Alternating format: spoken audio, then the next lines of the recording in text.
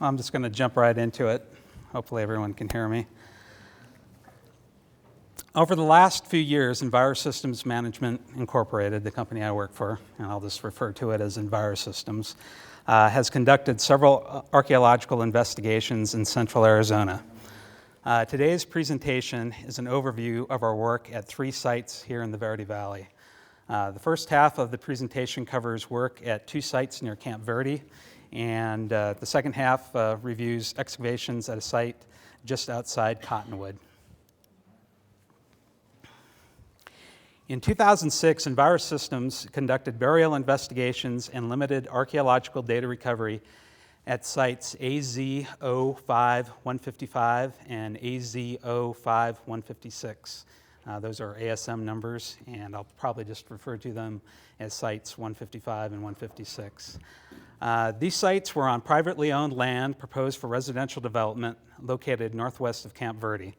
The main components of both sites were prehistoric, and both sites were recommended as eligible to the National Register of Historic Places. Both sites had habitation and midden features with high potential to contain human remains. The proposed development was not under the jurisdiction of any federal, state, county, or municipal permitting that would require compliance with Section 106 of the National Historic Preservation Act. Consequently, the only cultural resources law that applied to the development was the Arizona Burial Statute. And that's Arizona Revised Statute Section 41, I won't even read the rest of it, but we have 2 statutes in the state that deal with human remains, one for those on private land and one for those on other land. And this is the statute that deals with burials and human remains on private land. Just to give you a little background about this project, the sites were originally documented in 1998 and were recorded as one large site. Later, the site was reevaluated and divided into 2, sites 155 and 156. And they were tested by SWCA environmental consultants, and I'm gonna have to catch up here. So anyhow, here's a map of the project area, and these are the 2 sites. But you guys living here in the Verde Valley probably are pretty familiar with this area. It's also known as Finney Flats. So eventually, EnviroSystems was contracted to help achieve proactive compliance with the state's burial statute while concurrently collecting more information about the prehistoric site components. In conjunction with the Arizona State Museum, a burial agreement was created detailing the treatment and disposition of any human remains that were found. Signatories to the agreement included the company I work for, the developer, and tribes that were claiming cultural affinity to the burials. In addition, EnviroSystems developed a treatment plan for investigating the 2 sites. The extent of work proposed in the treatment plan was less than what we would normally do, and that would be required if we were doing some type of compliance project, a project that was subject to permitting requirements or regulations. But nevertheless, the project was much more, we did a lot more than was required by law. The developer made a good faith effort to find and deal with human burials prior to development, rather than hoping that there just weren't any or that none would be encountered during construction. At the same time, the developer provided funds for at least some rudimentary archaeological investigations. Later, when a significant pit structure was uncovered, the developer provided additional funding so that the feature could be studied in depth. The work on this pit structure, which is, I'll be talking about it later, it's called Feature 7, and it's at Site 155. Work at the structure was accomplished not only with the additional funding, but with the help of many individuals, including Arizona Archaeological Society Yavapai chapter members. And there's several of those folks who are kind of on the far side in this photo. In addition, EnviroSystems sponsored a paid archaeological dig day for all our company employees. People, administrative folks, biologists, folks who weren't archaeologists. And basically the company paid for this out of pocket just so we could get this feature dug and documented. And I also want to thank my wife who's here tonight, Janet Hagopian, because she provided invaluable help in taking archaeomagnetic samples and helping excavate subfeatures in this pit structure. Because the sites had been previously mapped and samples of surface artifacts had been collected, Envirosystems concentrated on investigating areas that had received little prior work. Features that were likely to contain human remains, such as pit houses and middens, were targeted for investigation, as were those features that were the most significant, extensive, and likely to be impacted by the development activities. Portions of both sites were tested through backhoe trenching. Because this was not a full-fledged data recovery project, our customary excavation strategies and techniques were modified. Many features were only sampled and were impacted only by the backhoe trench, or BHT for short, that led to their discovery. In contrast, all the human burials and their associated funerary objects were hand excavated and underwent non-destructive analysis prior to repatriation and reburial on a portion of the property reserved solely for permanent reinterment. Except for items collected from the few systematically excavated features, most of the recovered materials were analyzed in the field because there were really no plans for formal collections. Human remains and associated funerary items were removed and temporarily housed at Charlotte Hall Museum until reburial. Collected samples and items that were not associated with burials were brought to Envirosystems' Flagstaff office and laboratory facilities.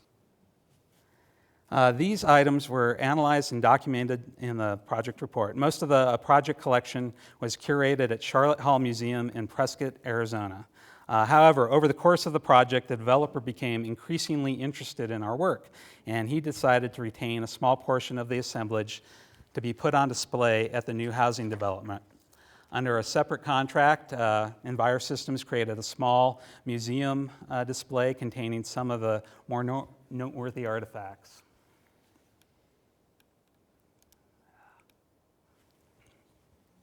Prior to Envirosystems' work, no human remains had actually been found at either of the sites.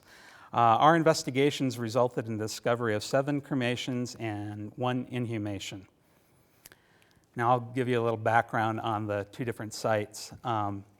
Site 155 was a multi-component site consisting primarily of an extensive pit house village. It had at least 2 distinct prehistoric occupations, one in the range of AD 540 to 765, and possibly in the middle to early to middle AD 600s. The other component, which probably represented most of the stuff at the site, dated to around AD 1050 to 1150. We also found 3 dart points on the surface that dated to the late Archaic period and kind of implied that there had been some activity during that period, but there was no clear indication that there was actually an archaic component at the site. SWCA, who had tested the site earlier, had identified 4 concentrations of surface artifacts, including a scatter of historic trash dating to 1911 to 1914. And on both of the sites, there was historic components that we didn't deal with because they had been previously documented. During their testing, SWCA dug 82 trenches in and around the different prehistoric loci. When we went out to do our investigations, we excavated 22 new trenches and reopened 4 of their old ones to relocate features that they had identified. 31 features were identified at Site 155 as a result of all the work that was conducted out there, and we excavated 14 of those. These 31 features the ones we excavated, the 14, consisted of, we systematically excavated and removed 4 human burials, systematically excavated 2 pit structures and 1 pit. We mechanically stripped 7 pit structures in their entirety, and 8 features that had been identified and recorded in the trench walls or in stripped areas were documented, but they were not otherwise dug up. And then 9 features that had been previously identified and investigated, we didn't do any further work on. And so this is kind of a schematic map of the site. It's not, I mean, it's kind of the scale, but the little pit structure icons, they're not exactly to scale. Not all of them had entryways, although several of them did. I tried to orient them as we found them in the field, but since we didn't actually excavate every single one of them, some of it's a little bit of conjecture. But basically, the black lines represent all the backhoe trenches that were dug through all the different phases of work, and then some of the features that we found. This is feature 7 over here, and I'll be talking about that in more depth in a little bit.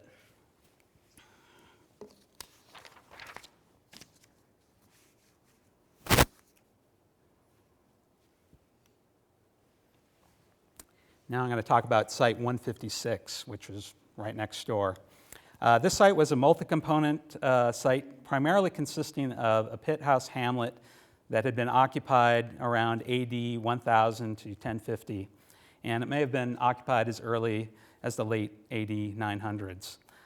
Like the other site, we found a projectile point on the surface, and this one was tentatively identified as a Chiricahua point, and those date to actually 4800 to 1500 BC, so that's a Middle Archaic dart point.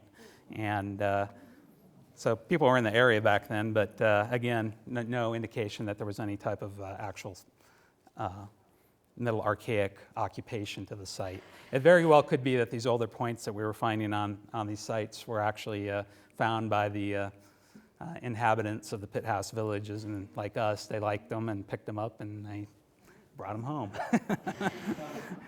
So they can be scavenged or curated artifacts. Prior work had identified 3 distinct surface artifact concentrations at the site, including one that was a mixture of prehistoric items and historic trash dating between 1900 and the 1950s, and another locus of similar age historic trash.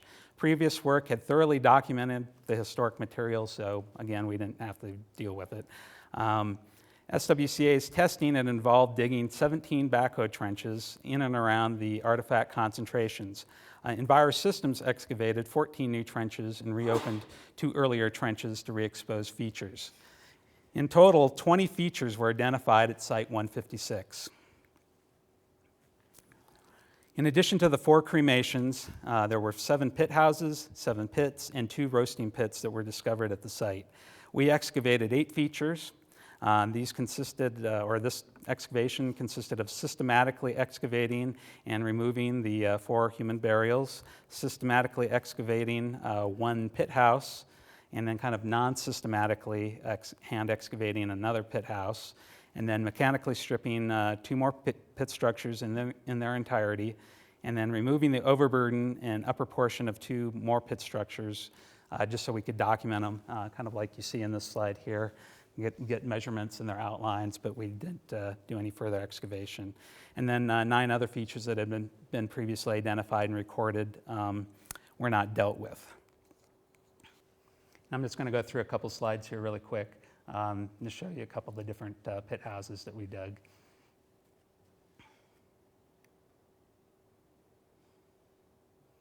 As you can see, there were both of those, the last one and this one, there was ground stone on the floor of the houses. And then this is a roasting pit, and it's got pretty nice stratigraphy in the trench wall, and it's pretty obvious that you got a feature there.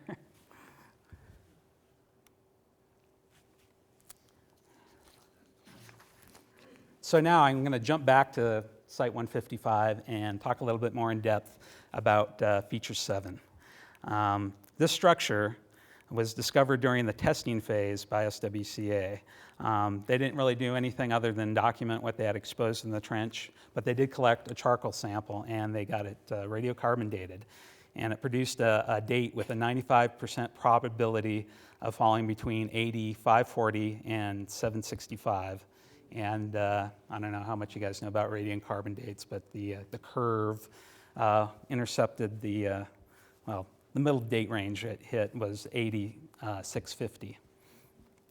So as part of Envirosystems work at Site 155, we reopened and extended the trench that had revealed Feature 7.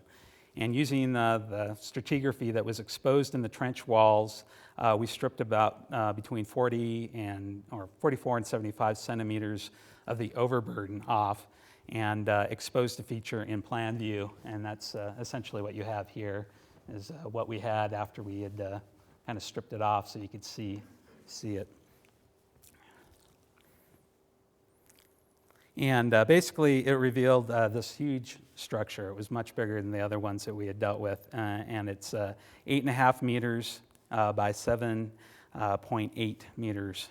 And it has a short rectangular sub-rectangular entryway. Kind of hard to see, but it's on the over here. And it also had a clay-lined collared hearth. A small portion of the house east of the trench was excavated without screening, and all the artifacts that we saw were collected. There was also a hearth that was in that trench you can see in the background, and we took the fill out of that and collected it as a flotation sample. Due to several factors, including the pit structure's apparent age, its unusually large size, its relative depth, and the fact that no human remains had been discovered within any of the pit houses out there, we actually decided that we didn't want to just blow it off, but we didn't want to dig through it and destroy it either without giving it a little bit more attention. So what we did was we covered it up with plastic sheeting and we reburied it pending some type of decision regarding further excavation or preservation. And then months later, with additional funding from the project sponsor and several volunteers, Feature 7 was reopened and systematically excavated. And that's what it looked like after we got done digging it. After fully reopening the feature in plan view, we dug 10 excavation units in levels through the fill to the floor of the structure. All the sediment removed from the XUs was screened. These units provided vertically controlled samples of artifacts and other materials that were in the structure. Close to half of the structure's 66.3 square meters of floor space were systematically sampled using these units. If artifacts were encountered, or if unique or highly diagnostic artifacts were encountered on the floor, they were point located and plotted on the feature plan map. Otherwise, floor contact artifacts in the XUs were just provenience to the respective units. And those floor contact artifacts that were outside the excavation units were just provenience to the whole feature. And the fill outside the XUs we removed without screening. This material was removed by hand to within about 1 to 3 centimeters of the floor, where there was this nice layer of burned charcoal and ash. And then that bottom layer that was right above the floor we hand troweled. And artifacts and samples were judgmentally collected from the fill that was above that layer. Charcoal fragments, oxidized daub, burned logs, and that layer of charcoal and ash that I just mentioned all indicated that the structure had burned. Numerous roof beam segments were found in the collapsed superstructure materials comprising much of the fill. 4 roof beams were identified as juniper and 1 was ponderosa pine. The layer of charcoal and ash on the floor was mostly small diameter plant stems used as closing material for the roof and walls. The presence of fire-hardened and oxidized clay daub with impression of these plants showed that the closing materials had actually been capped with a layer of clay. Macrobotanical analysis identified some of the plants as populus wood. That's the genus name, and that's the genus that includes trees such as cottonwood, poplar, and aspen. The macrobotanical analysis also identified bunch grasses and rushes. And that's an example of the burned material that covered most of the floor of the structure. The carbonized rush fragments within this layer were collected and radiocarbon dated. And again, with a 95% probability of dating, they came out with an age of AD 540 to 680 and intercepted the radiocarbon date curve at 8640. That's almost identical to the date that they got earlier during testing. Neither the floor nor the walls were plastered, but the fire that destroyed the structure resulted in large sections of the earthen walls becoming fire-hardened, soot-stained, and oxidized. The floor wasn't plastered. It was just an informal, use-compacted surface. But it did have a very thin, about 1 centimeter thick layer of fine sand. It kind of extended from the entryway and spread out across the floor. And I interpreted that as, and this layer was actually beneath this burn material. And so I think that's an example of material that washed or blew in during a period of when the structure was kind of abandoned and before it burned.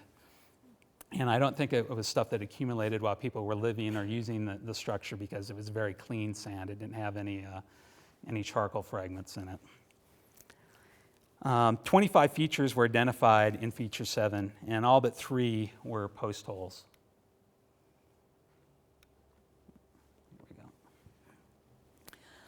All the subfeatures were excavated and recorded, and except for the entryway, all the sediment in the subfeatures was either screened through 1/8 inch mesh or was collected for laboratory analysis.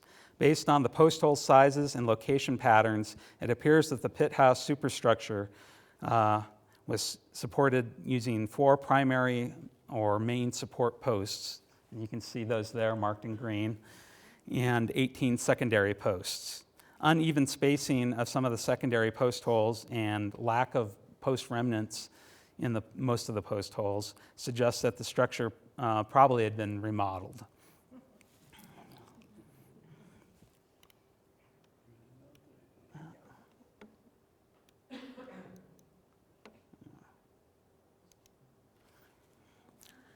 The hearth that we had found and revealed when we first reopened the testing trench, and then we collected the ash and charcoal deposits from it, and we actually did the flotation process and obtained macrobotanical samples.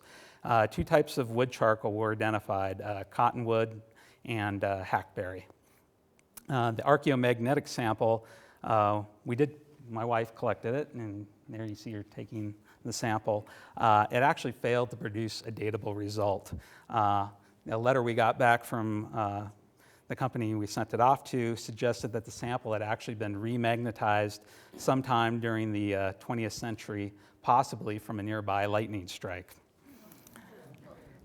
So besides the hearth and the entryway, the only non-post hole subfeature was a 2.23 meter long trench in the floor that was symmetrically located between 2 of the main support posts, and more or less in line with the hearth and entry.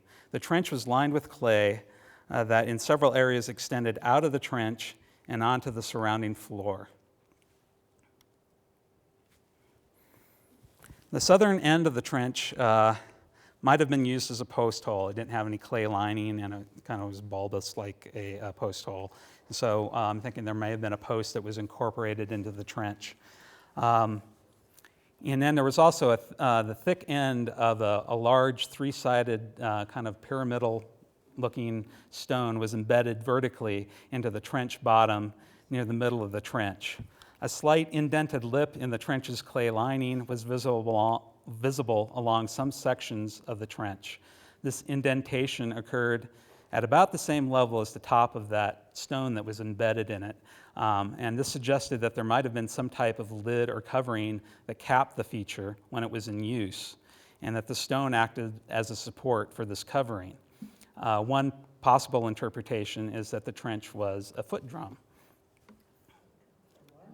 Now, I'm not claiming it was, that's just one possible interpretation. I actually like the second interpretation a little bit better. Another possibility is that the trench anchored a short wall made of perishable materials that functioned as a screen or deflector, although this doesn't really satisfactorily answer why there's this big rock right in the middle of it. A somewhat similar trench was found in a large Camp Verde phase pit house that was excavated near Montezuma Well and was interpreted by Dave Bredernitz as a screen deflector. So this is our feature 7 here, kind of a different angle, and you can see the trench there. The entryway is right over here. This is the hearth, and this is our trench. And we're basically, this is more or less a north-south trench, so we're looking north.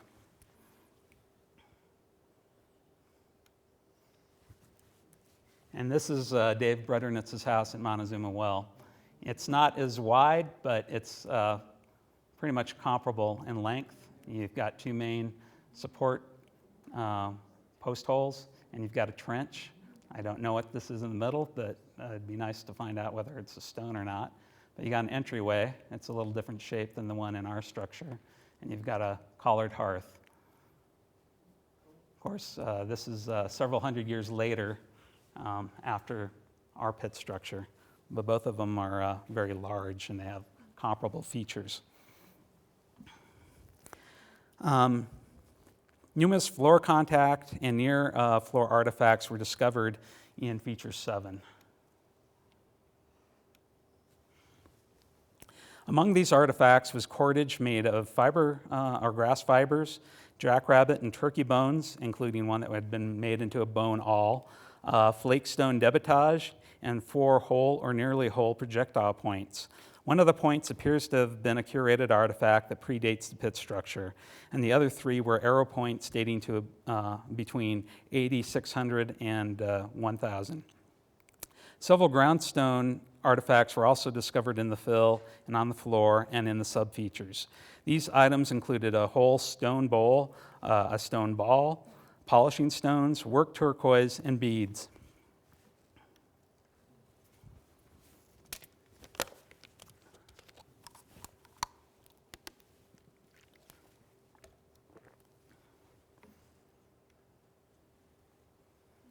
These are just a few of the things I just mentioned, very small artifacts.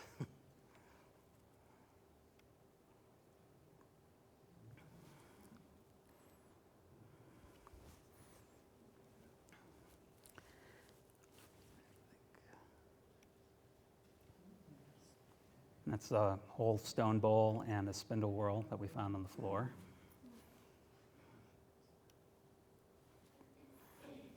733 ceramic artifacts were recovered from feature 7. Nearly half of these, about 45%, were found on the floor and in the subfeatures. 4 spindle whorls and 2 discs manufactured from sherds were found on the floor or just above it, and a 5th spindle whorl was collected from the upper feature fill. Ceramic types identified among the artifacts on the floor, in the floor fill, and in the sub-floor features included Verde Brown, Gila Plain, most of which was Gila variety, but also 1 sherd of salt variety, Prescott Gray, Wingfield Plain, Gila Plain, or Gila Red, Gila variety, and Verde Red. 17 glycymerous bracelet fragments and 5 mostly whole spire-cut olivella shell beads were collected from within the feature as well. And except for 1 shell specimen found in another feature, all of these imported shell artifacts were the only ones found in the whole Simonton Ranch project area. So it seems like they were concentrated in this feature. Although admittedly, we didn't dig all the features, and certainly none of them in as much detail as this one. So what does this big pit structure represent? Bredernitz has interpreted large pit houses in the Verde Valley as communal structures, although other researchers, such as Fish and Fish, have argued that these structures really share all the same interior floor features as ordinary domestic houses, and they're not much larger than many of the structures that were classified by Bredernitz as domestic units. But at over 66 square meters, Feature 7 was more than 3 times, had 3 times as much floor space as most of the other houses at Site 155. So that alone means that Feature 7 was unusually large, regardless of whether it functioned as a regular house or if it was a community room. Other aspects about Feature 7 also raise some questions. The fact that we found Gila red and Verdi red ceramics within the structure, in the part of the structure of fill that hadn't washed in, but actually in the floor fill or on the floor or in one of the subfloor features, it's a little problematic that we found those particular types because they date to AD 1150 to 1400, which is significantly later than what our radiocarbon dates gave us for that house. And given that the radiocarbon dates are very similar in age, and at least the sample that we collected could not be accused of having the old wood problem. Remember, we used some annuals and perennials, reeds and rushes, to produce the date. It kind of seems unlikely that the C14 dates are in error.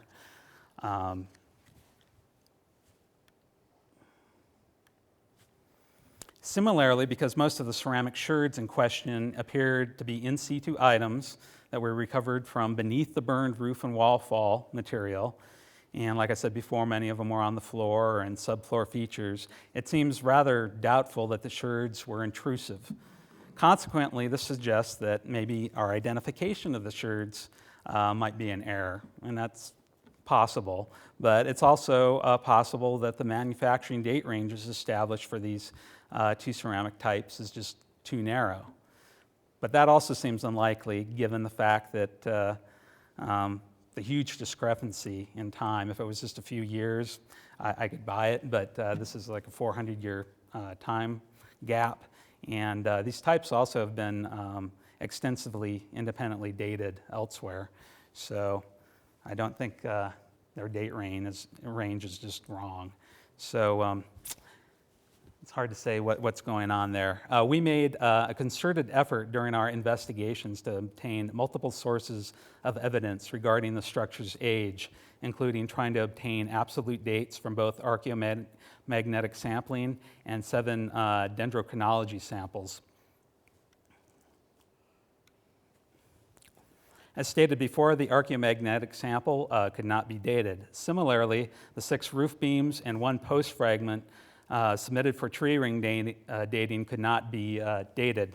Therefore, despite our best efforts to collect multiple lines of evidence, the only techniques that could be used to date Feature 7 were radiocarbon dating and relative dating using temporally diagnostic artifacts, mainly just the projectile points and ceramics. And nonetheless, to date, I haven't arrived at a fully satisfactory explanation for the discrepancy between the earlier dates provided by the radiocarbon samples and some of the projectile points and the much later dates offered by at least a few of the types of ceramics that we found in the structure. So now we're moving on to the second part of my presentation. Hopefully everyone's still awake. I'm going to be talking about work we did more recently near Cottonwood. In 2008, EnviroSystems conducted archaeological data recovery investigations at site AZN4110. Again, that's an ASM, Arizona State Museum site number.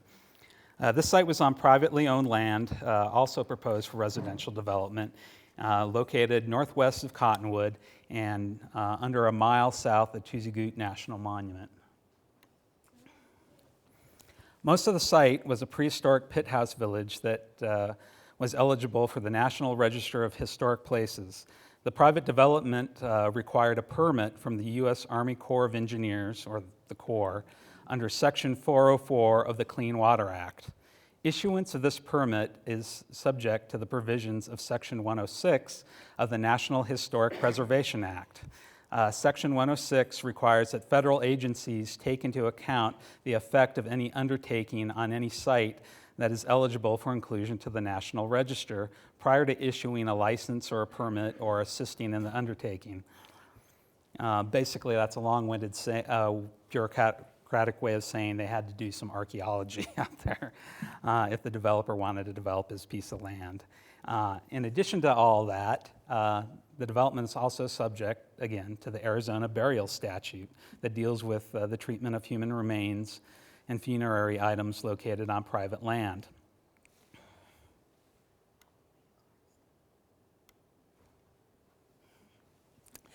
I'll just call it Site 110, was first discovered by Envirosystems in 2005 during a cultural resources inventory of the 23-acre Gray Fox Ridge property that was conducted for the property's owners. On the surface, the site was a large artifact scatter dominated by prehistoric ceramics, flakestone debitage, and groundstone artifacts. At this stage, the site's National Register eligibility was identified as undetermined by the Corps and by the Arizona State Historic Preservation Office, or SHPO. They decided that archaeological testing was warranted to help determine if the site was eligible for the National Register. Under the guidance of a historic property testing plan prepared by Envirosystems and accepted by the Corps and SHPO, field work was conducted at the site in December of 2006 to assess the site's eligibility to the register. Testing involved extensive surface artifact collection, systematic backhoe trenching, and hand excavating a one-by-one test unit. Testing revealed 21 prehistoric features, including overlapping pit houses and human remains.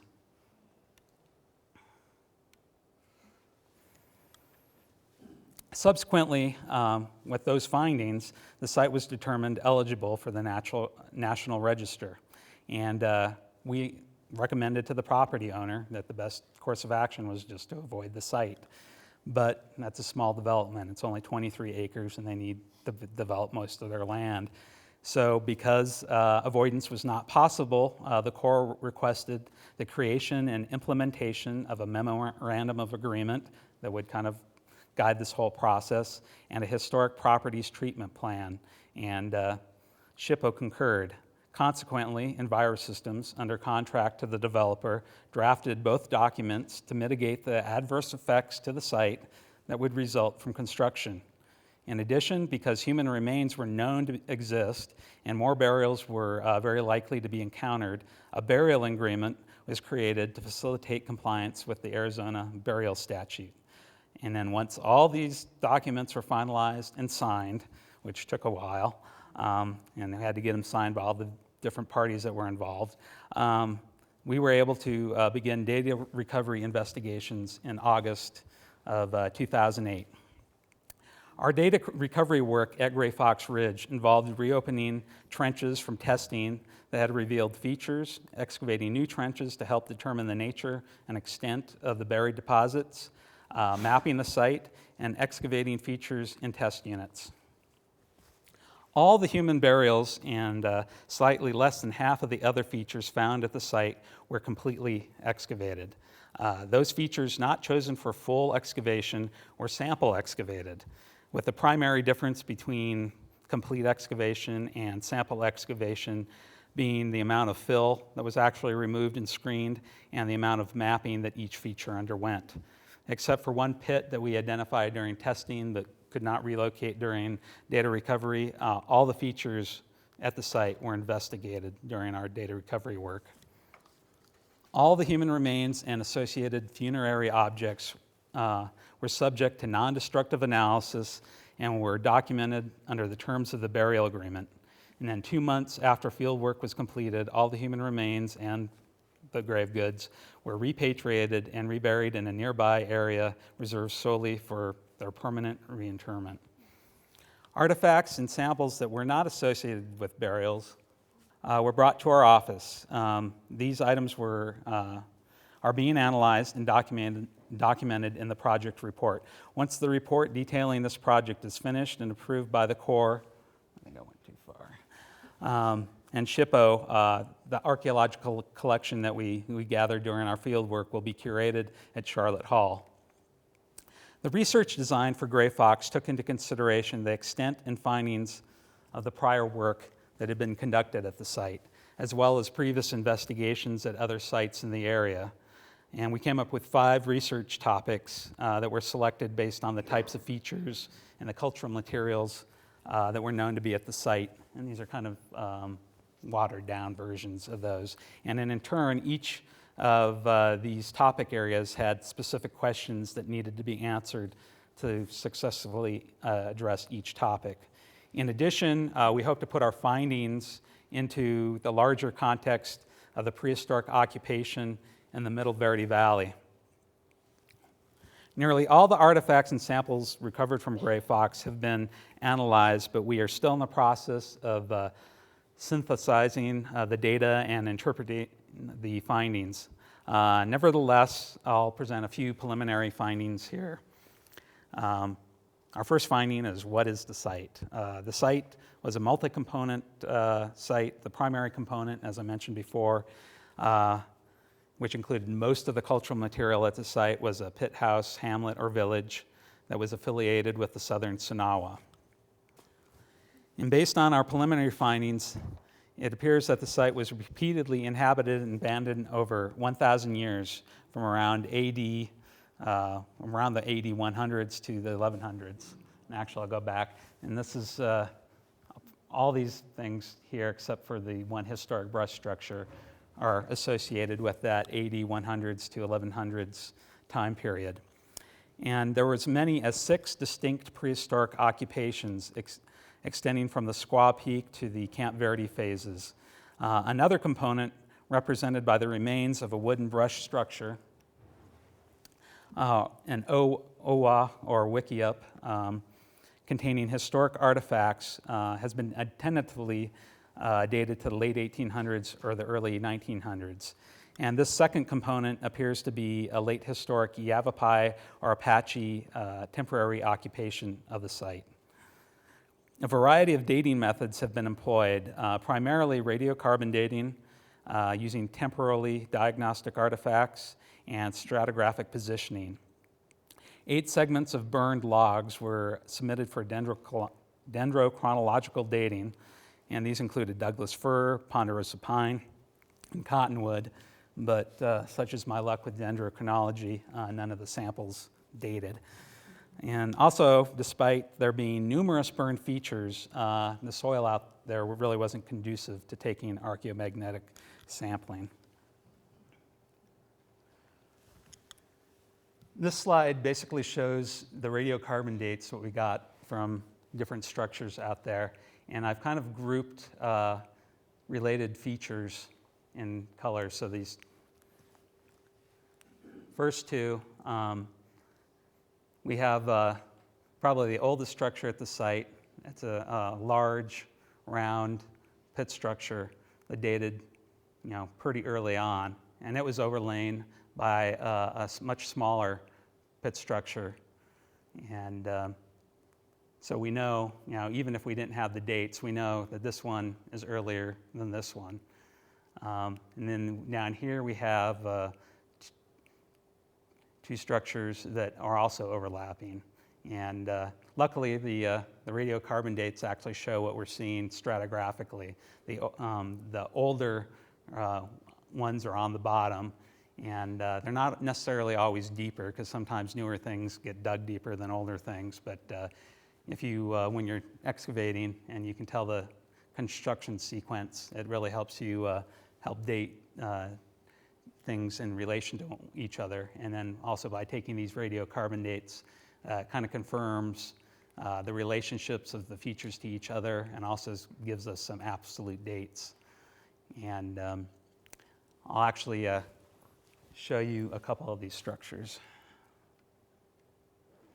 So this is, it's possibly a communal structure. It's obviously a much different shape than the one we had over at the Simonton Ranch project. It's also a little bit smaller. It's about half the size.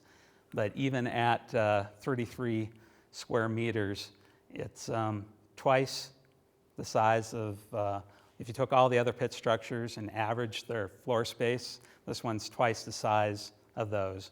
And it's if you just take absolute size, it's also the biggest one at the site.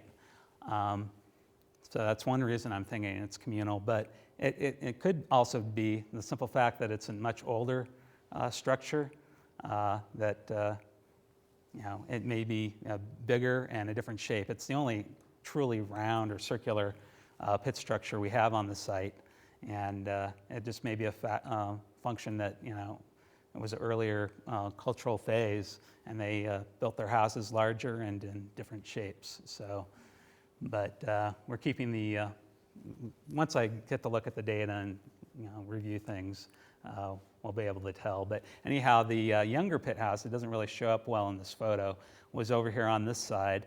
And we actually had yet another feature in it, which was a subfloor burial and inhumation that went through the younger pit house, and that was over here. We also had a roasting pit up here outside the structure that was reused. They took out the top part of rocks, and this is all fire-cracked rock from within this roasting pit. But the top part of this pit, they actually cleaned out and they put another human burial in there. And I apologize for the quality of this slide. We haven't gotten around to doing all the graphics yet. So I kind of superimposed and scaled a couple of our different field maps. But that middle set of matching dates that I showed you were for these two pit houses. And there's a lot of different things going on here. But basically, up here we have, basically it was a bell-shaped pit that had a human skeleton in it. And then that predates this one because this pit was higher up, but also this person was laid out with their leg extending over this grave. This one was actually later than this person as well. This person is he's gone. The head would have been here, but when this grave was dug, it was taken out. And basically from the waist on down would have been in this area, but when this pit house was built, they cut right through it. And we found some leg bones that we suspect go with this individual up here in the fill. And then this structure, so you know the sequence there, this structure was built, but then this one actually came later, even though it's deeper. It cut through this one, and we actually have the radiocarbon dates both from this structure and that one. Both of them were burned pit houses. What was interesting about this pit house is this individual was laid out on the floor, and they burned the house down around this person. And the fire was very selective on what got destroyed and what didn't. Most of the skeleton wasn't fire affected, but there were a few places it was burned. And then some rodent activity removed the right leg and the arms. But I can't show you any photos of the burials or even the burial artifacts because that's part of, we're working on getting approval to actually hopefully show the burial artifacts. But anyhow, you can tell from this slide that there's a lot of superposition going on. There's a lot of stratigraphic relationships that need to be figured out and will help date. So even if we only have the dates for the absolute dates for a few of these features, we should be able to figure out a lot of the surrounding material based on that. And this is a picture of those pit structures and what they look like. And basically, these are large storage pits that were in the floor of the structures, and then there are some extramural pits as well. In order to help address questions about subsistence, we took a lot of soil samples, and we collected them for macrobotanical and pollen analysis. Unfortunately, little information regarding food plants was derived from the macrobotanical samples. Most of the recovered plant remains dealt mainly with plants that had been used for construction and for fuel, things such as trees and reeds and grass stems. However, we did find one hackberry seed. In contrast, the pollen analysis indicated that maize and a wide variety of non-domesticated plants, including yucca, cholla, prickly pear, and sunflower, were present at the site. And ethnographic research shows that many of these wild plants had important uses for native groups. As you can see from the slide, we also had a lot of animal bones representing different species of animal represented at the site. We had about 1,500 animal bone fragments that we recovered. Small animals, small mammals, particularly cottontails and jackrabbits, made up the largest portion of the faunal assemblage. Significant portions of the assemblage also consisted of large mammals such as deer or antelope and fish. We also had a few rodents, carnivores, and birds, including domesticated turkey. Element patterning for small mammals indicated that these animals were brought in whole and processed at the site. That was in stark contrast to artiodactyls, that's the large mammals like deer and antelope. Those animals appear to have been butchered off-site, and just the portions that were useful for tool making, such as the distal bones, the leg bones basically, were brought to the site for use.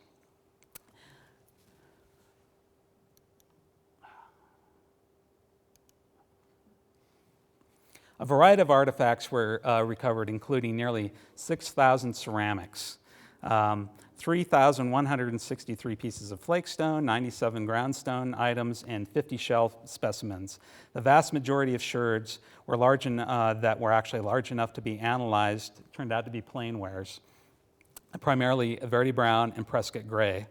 Although, as you can see, there were a wide variety of ceramic types found at the site, including ones associated with the Anasazi, the Kohonina, the Hohokam, the Prescott culture, as well as the local Southern Sonawa. Among the 68 flakestone tools, there were 40 cores, 14 projectile points, 8 bifaces, 3 utilized flakes, a retouched flake, a graver, and a hammerstone. The projectile points included a couple archaic points, as well as types commonly associated with the Hohokam.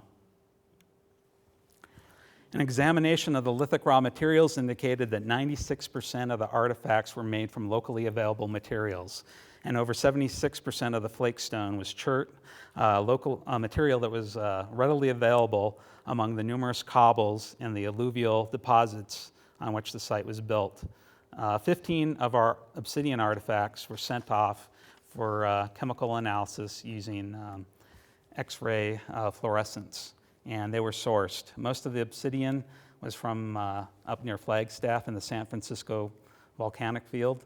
11 pieces were actually from Government Mountain, and we had 3 from RS Hill, Sitgreaves, and we also had 1 piece of obsidian from Presley Wash over in the Mount Floyd volcanic field near Ash Fork and Seligman.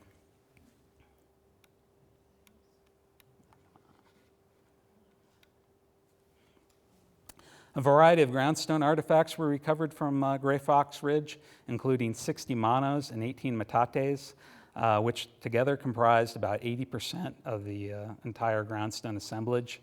And that indicates that the processing of seeds and nuts for food was a significant activity at the site. Other groundstone artifacts included abraders, polishing stones, a mortar, pallets, mauls, a plummet, a turquoise pendant or earring fragment, and part of a stone bowl. We also had raw turquoise and powdered azurite at the site. The human remains consisted of 20 adults and just 1 subadult, and that's a distribution that is unlikely to really reflect the true demographic profile of the site occupants. It would be highly unusual for children to comprise less than 5% of a burial population from a pre-industrial society. A more typical demographic profile would consist of approximately half being subadults. The low frequency of subadult burials also contrast with that reported from other sites in the vicinity, such as Oak Creek Pueblo, which had 86% subadults, and Tuzigut, which had 40% subadults. The adult burials for which we could actually identify the age were approximately evenly divided between young adults, those people that were under 40 years of age, and older adults, people over 40 years. Inhumation was twice as common as cremation, but there was no obvious patterning in the distribution of the 2 mortuary practices. The generally small amount of bone recovered from cremation features was consistent with either incomplete collection of the burned bone from the crematorium or dispersal of the cremated remains among more than one final burial location. Both these practices have been proposed at other prehistoric sites in the Southwest where cremation was practiced. None of the burials showed evidence of nutritional deficiencies or infectious pathologies or traumatic injury.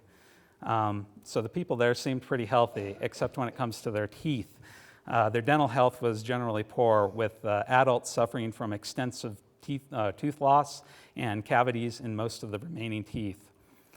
Hope I haven't prattled on too long, but those are just a few of the results from Gray Fox Ridge, and more will be forthcoming as we continue our analysis. So I'd like to thank the AAS for inviting me to speak here, and I'd also like to thank everyone for coming.